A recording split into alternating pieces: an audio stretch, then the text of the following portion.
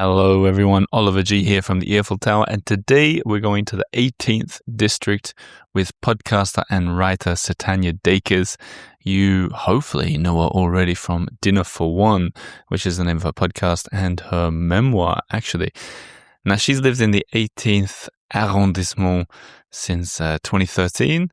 She loves it, and I said to her, as I have with as I've done with the other episodes in this season, I said, tell me where to meet you, and I'm on my way. And she said, let's meet at a restaurant called Les Pirates de Montmartre, the Pirates of Montmartre, which is like seafood, oysters, this kind of thing. Even though I'm not a big oysters guy, I said, I'm on my way, Sutanya. So this episode is the 18th district, as seen by Sutanya, who lives on the other side of the hill. So we're getting into the side of Montmartre the tourists don't typically go to first. I think you'll like this chat. We go for a walk, we see a few things, but it all starts with pirates and oysters, as all good podcast episodes should. You'll hear in this episode, Sutanya, I think she liked the idea of the concept of the season 20 kingdoms, the 20 arrondissements of Paris. She uses the word a lot. Towards the end as well, if you're sensitive to I don't know, language, if you're sensitive to the F word, watch out. There's one in here. I didn't know if people are or not. There was one in another episode too, and I heard back about it. Okay, so now you're warned. Also, a big shout out to the members of the Earful Tower and people who go on our walking tours, theearfultower.com/tours, because you guys are helping this exist. So, bit of music from Press Maxon, and then you hear me and Sutanya Dacres from Dinner for One podcast. Let's do it.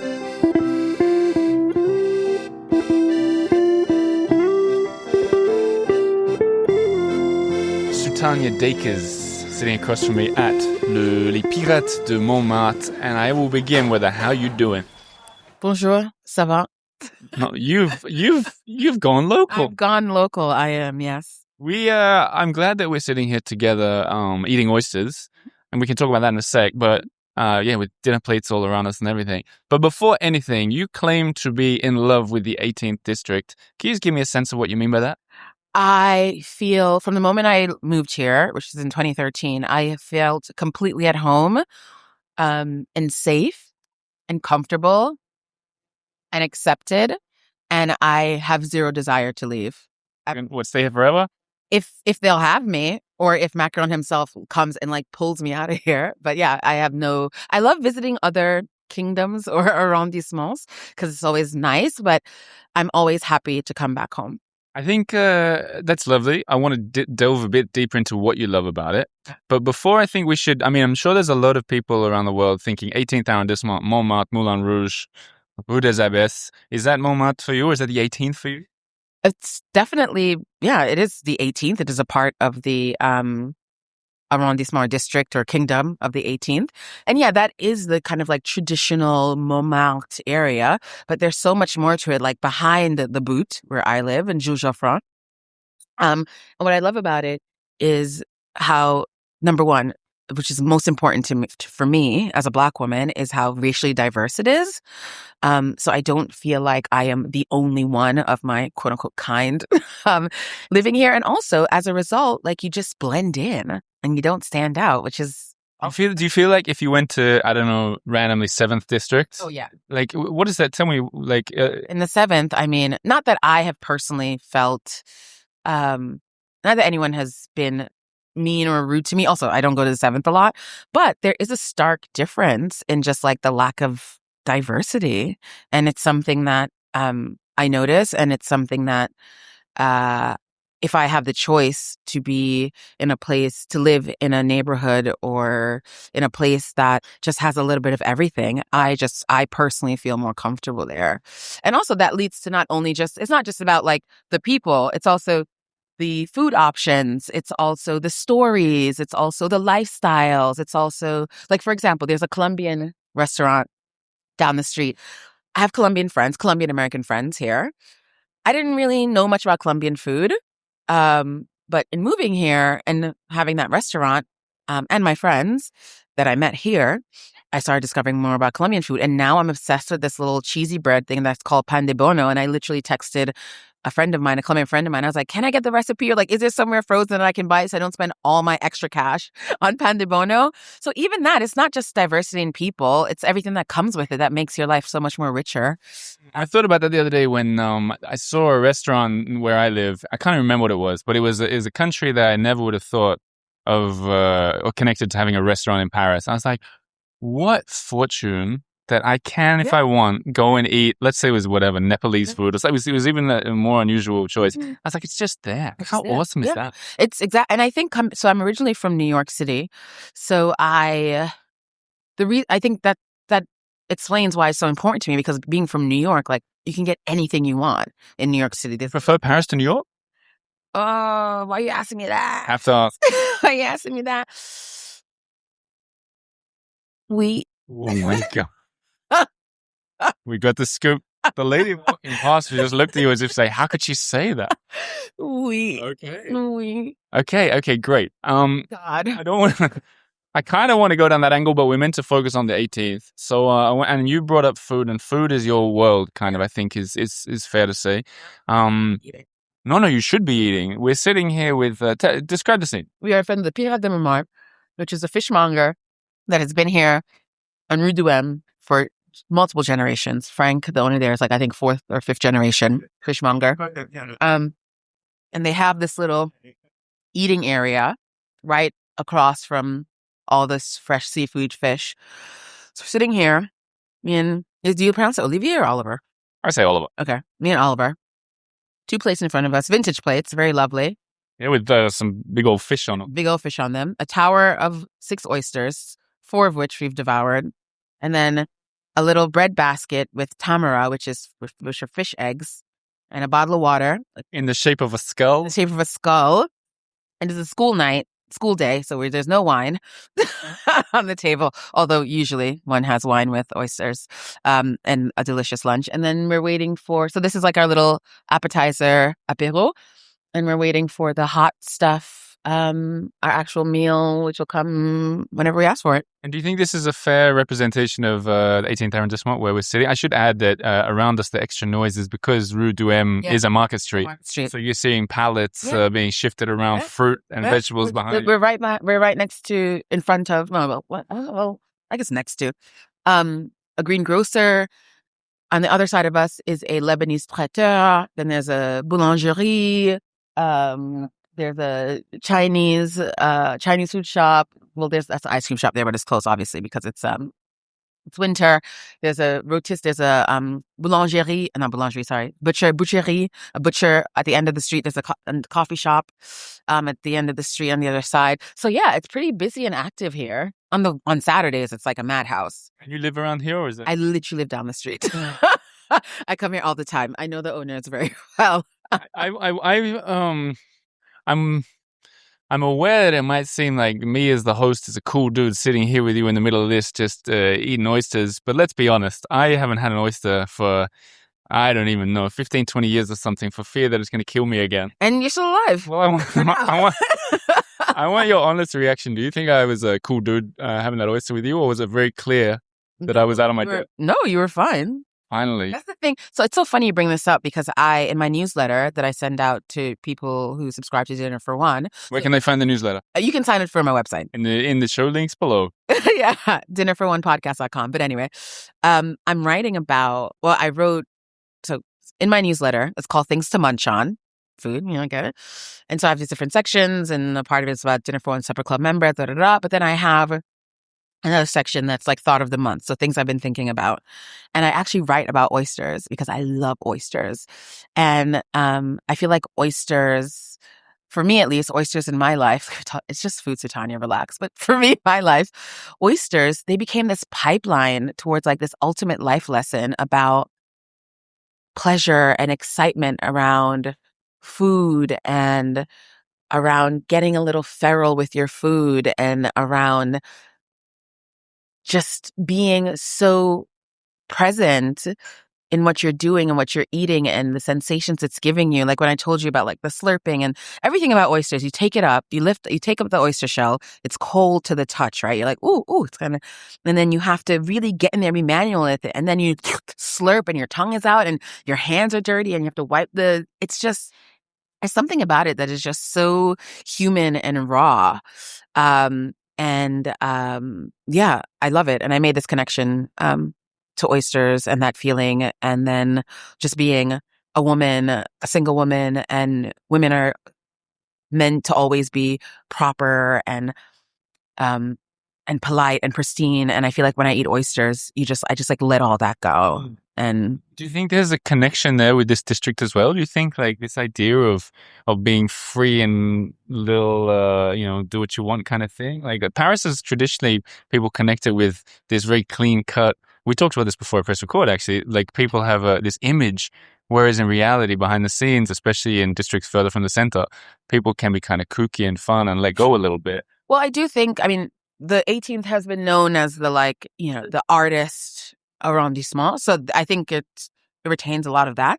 But this idea of being free or freedom, I think because I am a foreigner, because I'm an immigrant to this country, I do not have the same cultural baggage. I do not have the same, I'm still learning the different cultural nuances every day. I'm still learning about what it means to like be French and live in a French society every day. So I feel free no matter what, because this is not my country. It's my adopted country. It's a culture that has influenced me numerous ways over the last 12, almost 13 years I've lived here. But it's not, I wasn't raised in it.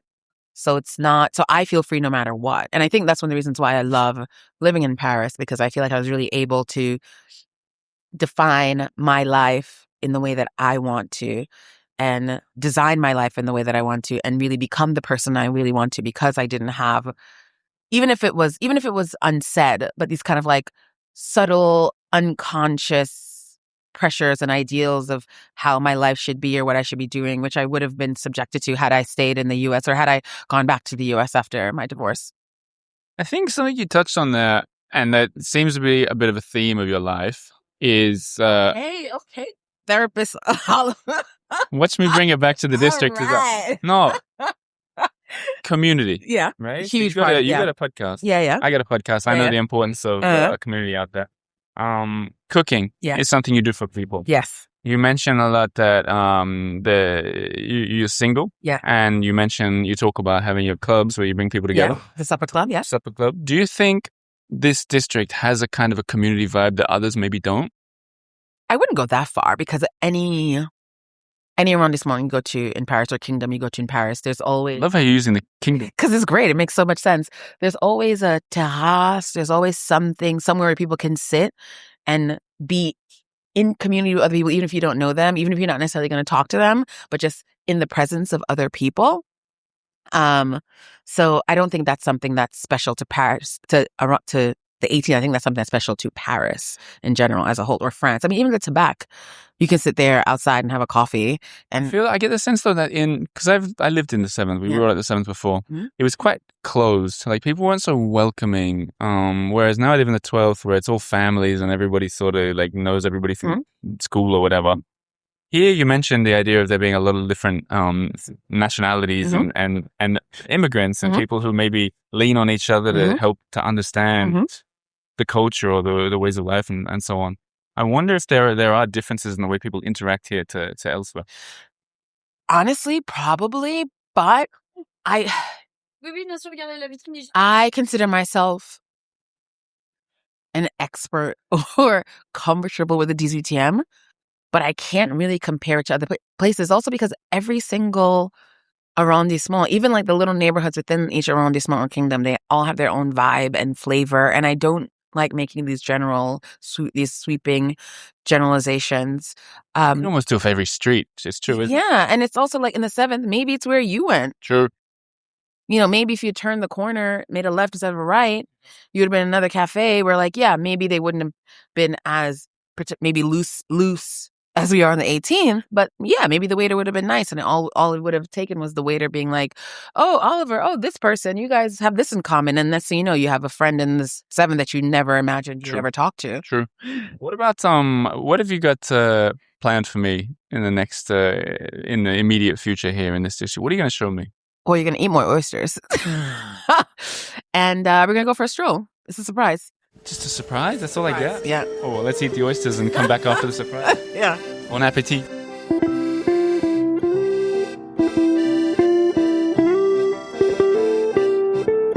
Sutanya. Hello. How you feeling? Good. You took me for a coffee? I did. We went to Rêve, which is a beautiful little cafe on Avenue Caulaincourt. It struck This me. avenue is a Rue de Caulaincourt. No, Rue de Caulaincourt, pardon. I saw a sign in the window that said they make the best œuf mayonnaise in Paris in 2026. Yeah. I think it'd be pretty good. Yeah. Have you tried it? I haven't tried it since 2026 yet, but I will. They had, I gotta say, I don't know if I'd say a bit of attitude there, but it's sense, I feel like they were playful. They are very Parisian, Yeah. I would say. They stay true to themselves and their humor, and either you get it or you don't. They're not trying to please you. I don't know if I got it. Do you think I got it? Maybe you did it. I get it. I was, Maybe it's also a DZTM thing. yeah, maybe. And I've lost my passport. You've been out too long. Well, having said that, we're walking up. You've taken me. We walked up from the restaurant up along the beautiful streets. Very visually beautiful. Yep. I'm lamenting not having a camera guy with us, Harry cameraman. What can you do? Next version 2.0. Version 2.0. And then we walked up Avenue Junot. Yes. I want to just add a quick aside about this place. The mayor of this district once told me this was his favorite street in the whole of the 18th. What do you make of that? I would agree with him. Not because, I can't speak. I would agree with him, or I feel the same, I should say. I have similar sentiments because this is one of my favorite streets as well in the DZTM. It's very quiet. You have these beautiful buildings here, mostly Art Deco, that look very different from the Osmanian style buildings that we're used to seeing. And they're big, and you can only imagine like what's inside. And this is where I come to manifest. I'm like, one day I'm going to live on avenues, you know? Yeah. And each building seems different from the next. That one. I mean, look at this one versus the one next to it. I mean, they are completely different. Who do you think lives there? I think a lot of celebrities, probably. You meant to say you. Oh.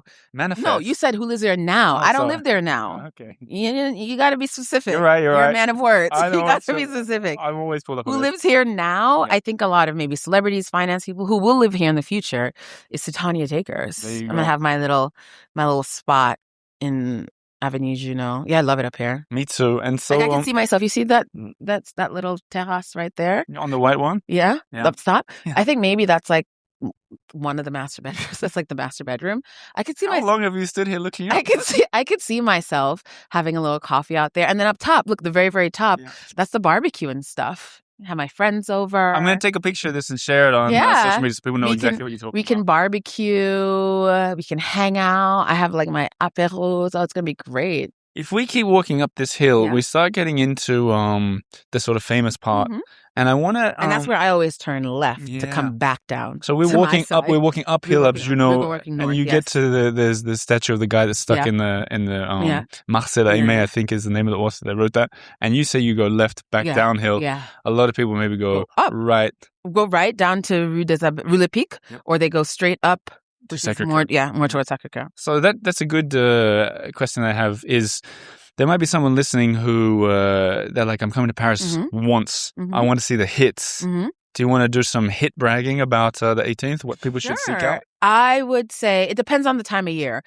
I would always recommend, you can come to Paris in the winter. You can come to Paris whenever you want. But I'd recommend spring, summer, fall. And summer, like early summer, like before August. More and more, the city stays alive and open in August, but it's still kind of dead.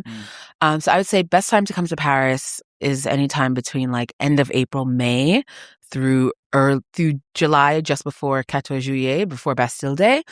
And then hit up Paris again, like mid-September to like maybe right before Thanksgiving, for the Americans listening. And if you do that, the city's alive, people are out, especially in the summertime. Like if you come to Montmartre and you just go a little bit beyond the Sacré-Cœur and, for example, come to La Marque, Caulaincourt, Jules Geoffrin, you you get the sensation of being a real Parisian, even if it's just for an hour. People are going to speak to you in French. Although people speak English, yes, but, the instinct is going to be to speak to you in French. You're going to sit at a cafe next to Parisians that live in the neighborhood. You'll be able to interact with the energy of being a local, which is really nice. You'll get to go to Pirates de Montmartre and have some seafood while sitting outside. They might see you there. They might see me there, and Emily is going to give you a glass of wine, and she's going to chit chat with you. They're so lovely, and they're going to take care of you.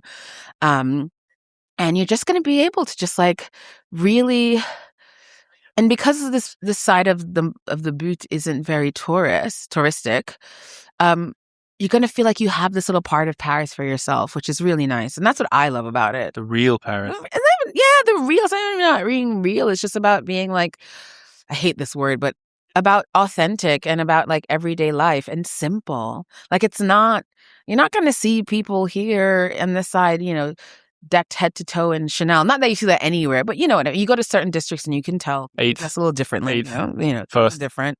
Things are different. But here it's just it's very accessible, which I like. And accessible doesn't mean cheap. It doesn't mean not high quality. It's for the people. What about if we finish on this? We're standing outside in front of my house. And we're standing in front of your future address. But behind where you're standing is Hotel Particulier. Hotel Particulier, and it's a little boutique hotel, bar, restaurant. And it's expensive, yeah. And we were just talking about, I went there for a cocktail fairly recently. They got a sign above the toilet saying Brad Pitt pissed here. What do you make about that? It's cool to know that Brad Pitt is human as well and he pees. I don't know. Is that an acceptable thing to put above a toilet? Yeah, why not? Who cares? Yeah, who cares, Sutanya? Who gives a fuck? Honestly, who cares? Yeah, fair enough. That's what I think. I mean, okay, I don't know if it's because this is where I'm at in my life. I just celebrated a big milestone birthday. I'm rethinking a lot of things in my life and how I approach things and who I want to be as I enter into this new decade, into this new phase of my life. But those little quirks and little things that people decide to do, as long as it's not harming me, as long as it's not harming themselves, as long as it's not harming anyone in any way, who cares? Someone that works there, maybe the owner, him or herself, found it funny. Maybe Brad Pitt put it there. Maybe Brad Pitt put it there. Maybe he's doing that all over. Someone found it funny and was like, you know what? I'm going to put this here. And you know what? It brings them joy. And you're talking about it. I respect your opinion on that. That's a good opinion. Who cares? I'll take that with me as I walk around Montmartre and head towards the train station. Anything I should seek out when I go back down towards Pigalle? What should you seek out as you're heading up that way on Rue Le Pic? Ooh. Just take it all in. And also, you used to live here. You don't live here anymore, right? So just reminisce a little bit. Nostalgia. Yeah, take it all in. La Bohème. Yeah, take it all in and just take yourself back to that time when you lived here and where your life was and think about where it was now versus where it is today and the things that happened that surprised you and, that have shaped you into the person you are today. And remember that Abbesse Montmartre was a part of that. And who knows, Sutanya, maybe one day we'll be neighbors on Avenue Junot. Oh, I thought you were going to say me in the 12th. I'm like, never. I tell you what, I wouldn't rule out being in the 18th again, especially in one of these glorious matches. If I'm there and you're next door, and then we can just have barbecues together and stuff. We could do dual podcasting things from our balcony. Yeah, we could. Okay, everybody watch this space because that could be a thing for the future. We're manifesting both of us here. But thanks for sharing the 18th district or the 18th kingdom with me. You're welcome. I hope you, we spent a lot of time. It's funny. I think, I don't know what your other kingdom interviews are like, but maybe there was a lot of moving around and stuff. I feel like we really experienced the 18th in a way I live it every day, which is going to a spot like we did with Pirates de Montmartre. I know people there. I sit there, we lounge, we don't rush, we take our time, we enjoy the moment. And then we have a nice little stroll to another spot where we sit, enjoy the moment, relax, people watch, do our thing. And then, and I also think it's very 18e vibe. On est cool, tu vois? on a relax, on a chill. Finally, I made it, Ma. On a chill. On a chill. On a chilly and seat. And on that note, I'll leave you here on this lovely avenue. And thanks so much for being on the podcast. Of course. Thank you for having me.